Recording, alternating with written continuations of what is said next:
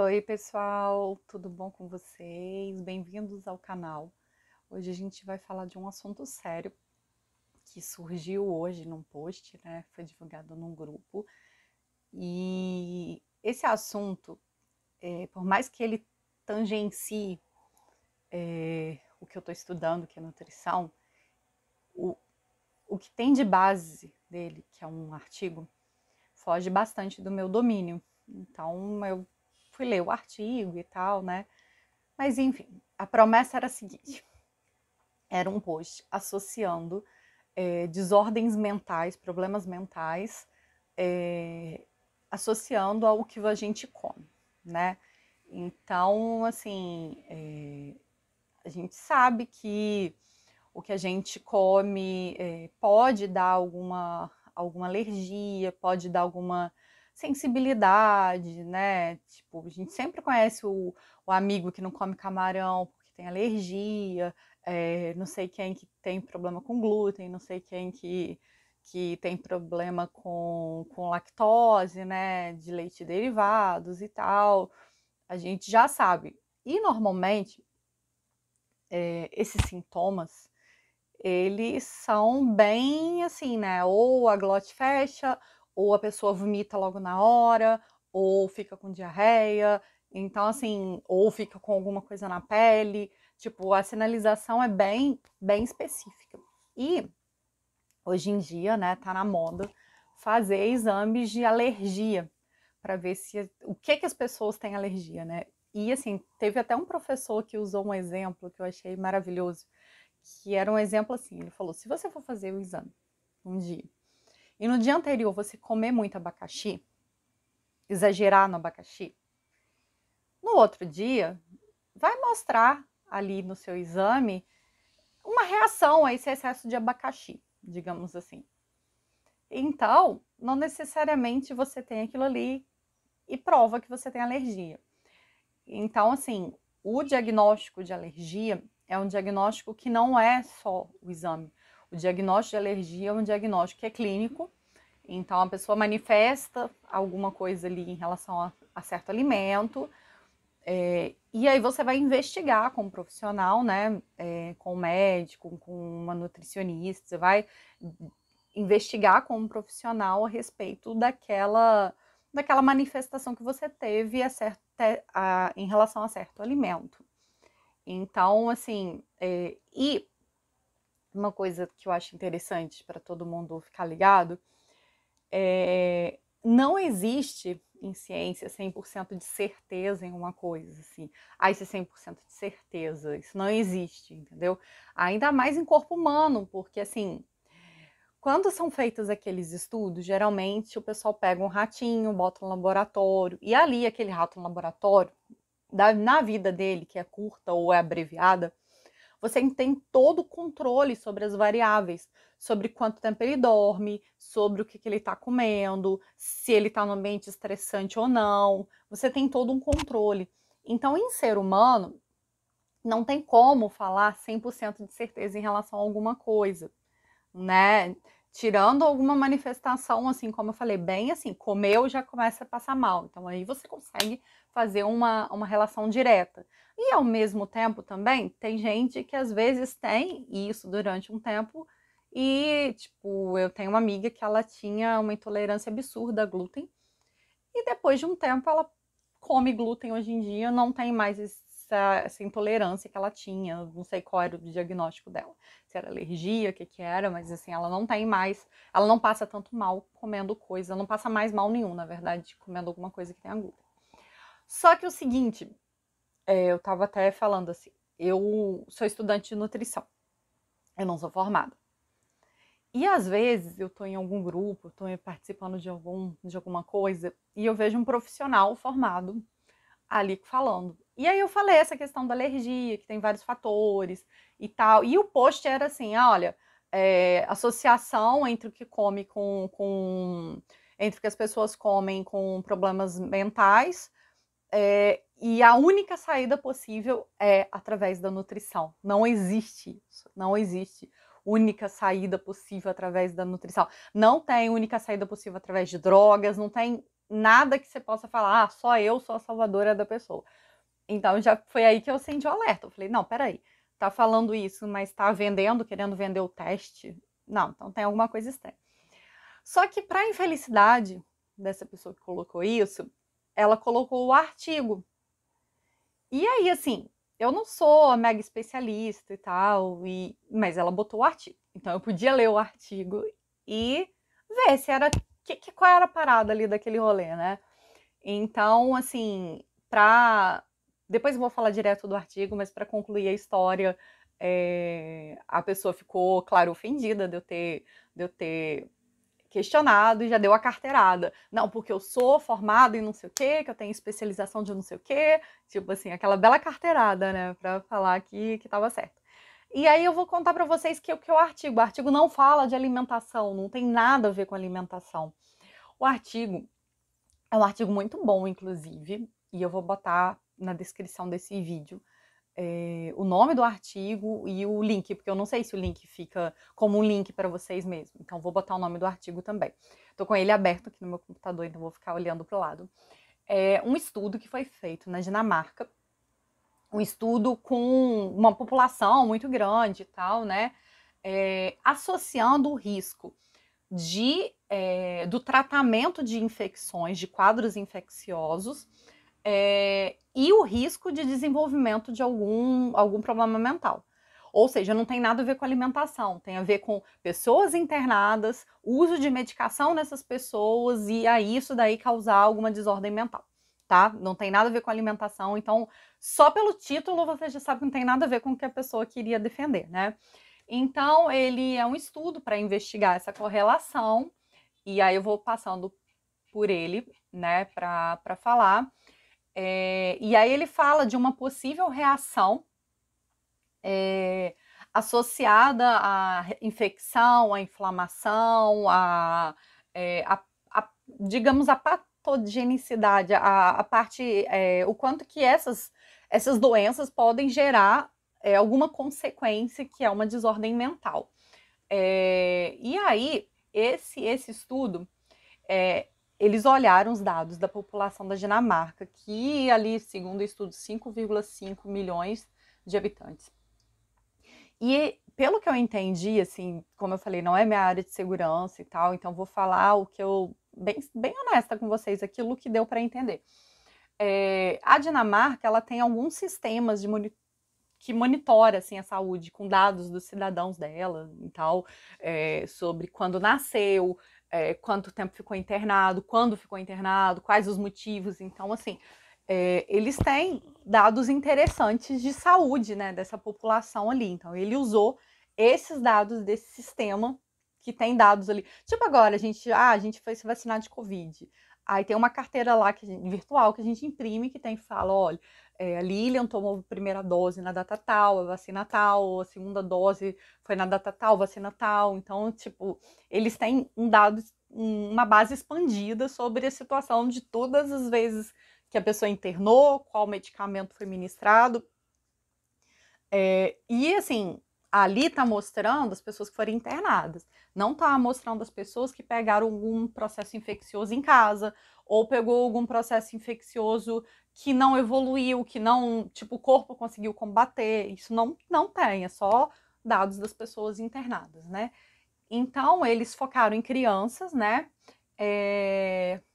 E aí eles pegaram, subdividiram de acordo com os medicamentos ministrados, se era antibacteriano, antiviral, se era antiparasitário, para combater algum agente parasitário, né, algum parasita e tal. E aí eles também têm os dados do Danish Psychiatric Center Research Register. Gente, o inglês tá meio péssimo, né? Mas, assim, são dados do sistema psiquiátrico deles. Eles também têm esses dados, essas informações dessas pessoas. Então, é que eles cruzaram isso. Eles olharam essas crianças desde quando elas nasceram, olharam o quadro delas de internação, os medicamentos ministrados e cruzaram com dados desse registro aí desse centro que atende problemas psiquiátricos, digamos assim. E aí foi isso que eles cruzaram, né? Então eles falam aqui,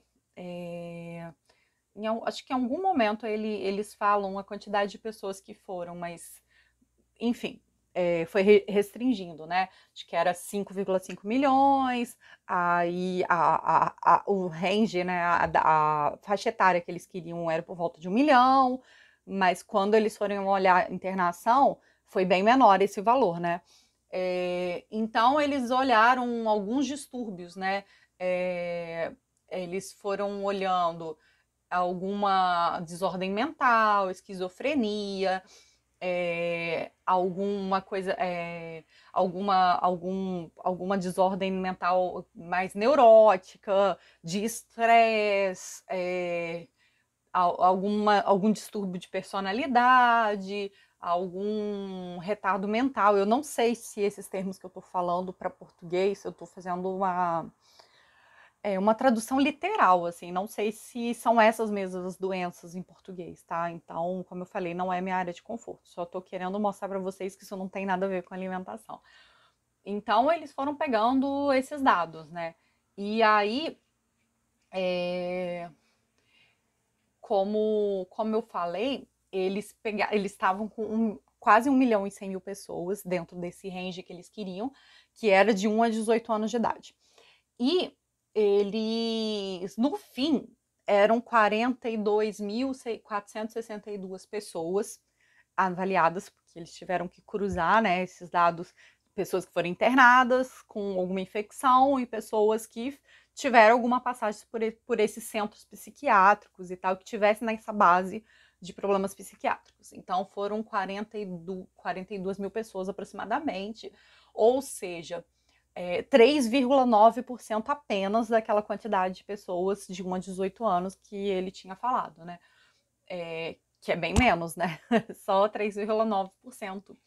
E aí ele foi avaliando essa correlação e tal.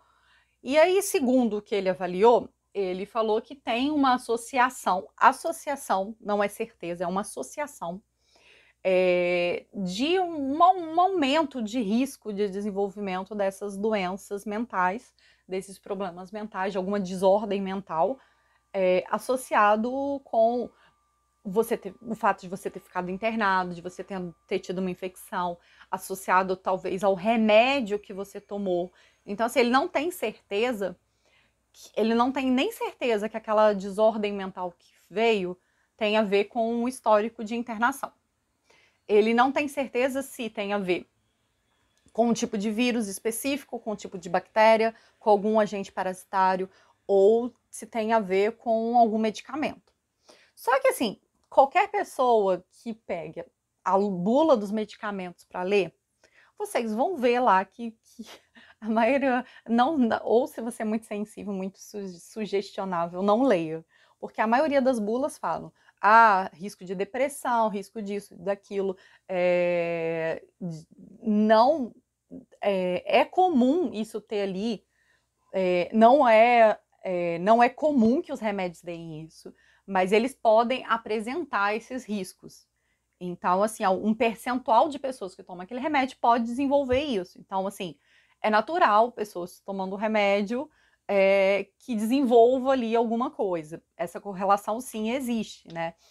Então, mas todo medicamento, para ser aprovado, ele passa pelos órgãos de saúde dos países, assim, não é, não vamos tomar um remédio e tal. E muitas vezes isso é percebido e resolvido. Tipo, teve um caso próximo que a pessoa teve que administrar um remédio e ela teve uma desordem mental, assim, bem grave.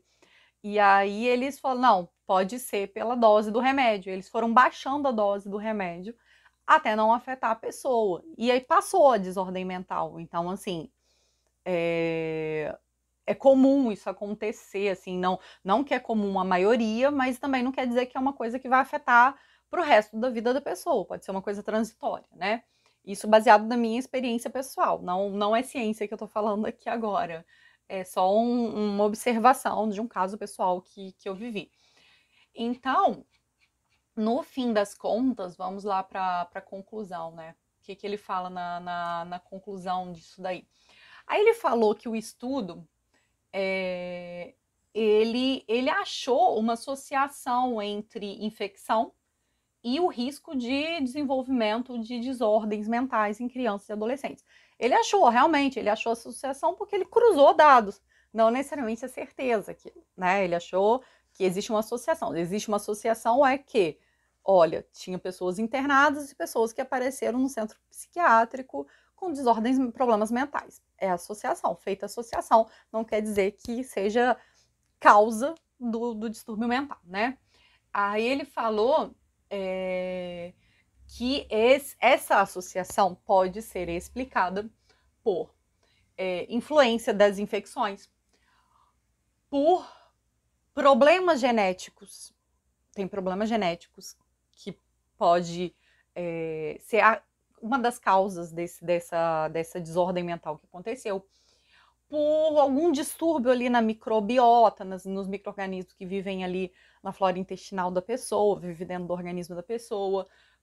Pode ter várias coisas que interfiram ali naquela situação. Como eu falei, não é o ratinho de laboratório que você bota no laboratório que você vai controlar se ele está estressado, se ele está triste, se você vai botar música clássica para ele ficar calmo, se a comida vai dar prazer ou não, se ele está passando fome. Tipo assim, você não vai controlar todas as coisas da vida da pessoa.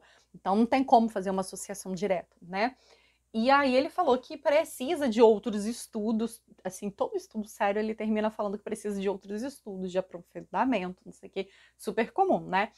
E para poder avaliar, né, prevenir a possibilidade de evoluir para essas desordens mentais. Ou seja, depois de ver esse estudo aqui, né, o estudo em nenhum momento fala sobre alimentação.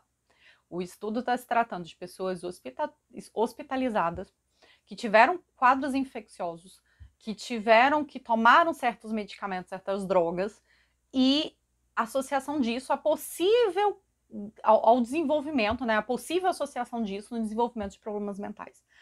Não fala em nenhum momento sobre alimentação, não fala. E assim, eu acho de uma má fé absurda você associar problemas mentais com alergia a glúten, alergia a uma coisa específica que a pessoa coma ou faça. Porque, assim, cara, nem ali que é estudo de remédio farmacológico, infecção, uma coisa assim, tipo, fez uma associação direta. Ele fez um aumento possível de risco, entendeu?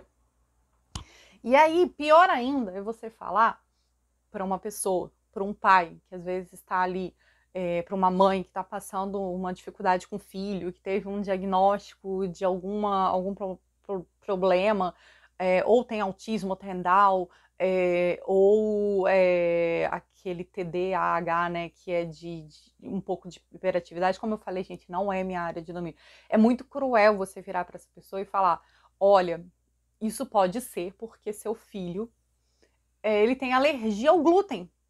Então, o ideal é que seu filho faça um teste para ver se ele tem alergia. E se tiver alergia, você tira o glúten e acabou a vida dele. Ou seja, cara, não tem alteração genética nenhuma nisso. A coisa foi causada só por conta da alimentação, assim. Então é isso, assim. Eu acho que o recado desse vídeo era passar uma ideia de que a gente precisa estudar com cuidado, com carinho, as coisas que a gente vê por aí, né? Fulaninho tem doutorado, tem pós-doutorado, tem especialização tipo assim, quem consegue ler artigo, né? Às vezes a pessoa vai botar um artigo em inglês e tal. Leia porque esse daqui é tão fácil que até eu que não sou da área tô conseguindo entender, entendeu? Mas assim, pode ser que você, tipo assim, ficou em dúvida. O que eu faço? Por exemplo, quando eu tenho os meus cachorros aqui e eu tô em dúvida em relação a alguma coisa. eu pergunto para a veterinária que acompanha eles, que eu confio. E aí ela vai e fala, olha, isso faz sentido, não faz sentido. O que eu faço com a minha saúde? Eu procuro vários profissionais para ter certeza, né? Eu não fecho o diagnóstico assim de uma vez só. Então, assim, eu tenho um problema de enxaqueca crônica. E eu fiquei, sei lá, mais de 5 anos investigando isso. Eu ia no médico e falava, você tem que operar o nariz. Aí o outro, não, operar o nariz não vai resolver. Não, você tem que botar um aparelho na boca e esse aparelho na boca vai te ajudar a alargar a arcada dentária e tal, e vai melhorar isso, a sua respiração enquanto você dorme. Aí outra, você tem que dormir com CPAP. Aí eu aluguei o CPAP, não comprei, aluguei, botei o CPAP e durante um mês, com metade da hora de sono, com 4 horas, eu ia lá, arrancava o CPAP e voltava a dormir, nem via que eu tava fazendo isso. Então eu falei, não vou comprar esse CPAP, porque não vai adiantar. E eu comprei um CPAP que é um que tinha um jatinho de água, assim, né, tipo com vapor d'água. Então, assim, pra gente entender que não era aquele ar seco e tal, eu fiz o melhor que eu podia fazer.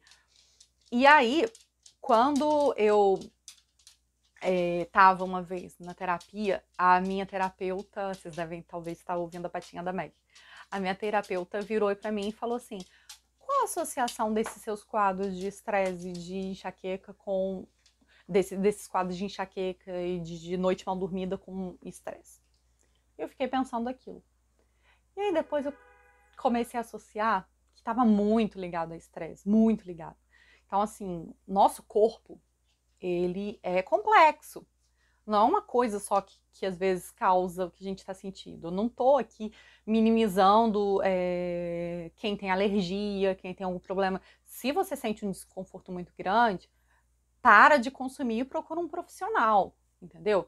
Mas olha só, se eu tivesse lá atrás operado, se eu tivesse feito um monte de coisa, tipo, olha o tanto de risco que eu estava correndo por uma coisa que eu descobri que tem a ver com estresse. A principal causa tem a ver com estresse. Só que assim, eu tive a paciência de me não dar um remédio para dormir, que eu não quis tomar. Então, assim, eu fiquei anos ali tendo os diagnósticos e falando, não, ainda não é isso, ainda não é isso, ainda não é isso, até, tipo, agora fez sentido. Claro que tem doenças que você não pode ficar anos ali esperando para descobrir essa associação. Só que você vai ter que ir em vários profissionais para descobrir, né? Então, assim, pra gente tomar muito cuidado com o que a gente vê na internet. Se você vê alguma coisa, tenta descobrir. Se a pessoa não botou, fala assim, qual é a referência? Você pode me passar o artigo? Pode falar se tem algum livro que está falando isso e tal? Investigue, corra atrás. Porque, assim, tem tudo quanto é tipo de profissional em todas as carreiras. Na carreira médica, nas nutricionistas, nos enfermeiros, fisioterapia, na contabilidade, na administração, no marketing, todas a gente tem vários tipos de profissionais. Tem profissionais que não correm tanto atrás, que não estudam muito, que não se mantêm atualizados. Tem profissionais de má fé, sim. Quantos médicos a gente viu agora receitando tratamento alternativo para Covid, que já tinha se provado que não resolvia nada, entendeu? E com conselho sendo conivente, tanto que está sendo investigado aí, né? Então, assim, acho que a gente tem que se empoderar da nossa própria vida, para que a gente faça escolhas que façam sentido pra gente, com responsabilidade, né? Porque é a nossa vida, ninguém quer perder a vida. Mas que a gente sim escute os bons profissionais e a gente fuja desses profissionais que fazem terrorismo, que falam que só o jeito dele funciona, que para você resolver isso só tem jeito através da alimentação, só tem jeito através do procedimento tal, ou sei lá, de alguma coisa, uma intervenção tal. Então, assim, pra gente desconfiar, assim, tipo, das pessoas que nos botam contra a parede e falam, você tem que fazer isso, você só tem jeito se conseguir fazer isso, e eu sou a solução da sua vida, né? Então, acho que o bate-papo era esse aqui. E sempre que tiver dúvida, procurem profissionais que vocês confiem, que são sensatos, e que não têm esse tipo de abordagem. para eles orientarem vocês. E se cerquem de profissionais que te atendam, que tenham uma visão mais moderada, que ouçam, que busquem fontes de ciência, que se mantenham atualizados, né? É super importante. Então é isso. O assunto era denso, era triste, né? Muito triste ver pessoas enganando pessoas, né? Mas assim, acho que o objetivo é esse, passar informação, munir de conhecimento, para que a gente cada vez menos seja enganado e saiba contra-argumentar, né? Então é isso. Bom domingo para todo mundo. E espero que vocês espalhem esse vídeo, compartilhem com seus amigos, assim, que às vezes está sofrendo com alguma doença e que vem com uma solução milagrosa de alguém, né? E é isso. A gente é responsável pela nossa vida e a gente tem que buscar vários profissionais até a gente achar que faz sentido, que não é ouvir o que a gente quer ouvir, mas é alguma coisa que todo mundo acha que faz sentido e nem todo mundo vire para você e fala, isso não faz sentido, olha o que você tá fazendo e tal. Então, assim, é isso. A gente tem que se cercar de bons profissionais, bons amigos, pessoas que realmente têm um bom senso, né, ali em relação a vários assuntos da vida. Bom domingo para todo mundo, beijinho, bora lá, né? Até a próxima treta, até a próxima divulgação sem sentido. Beijo para todo mundo.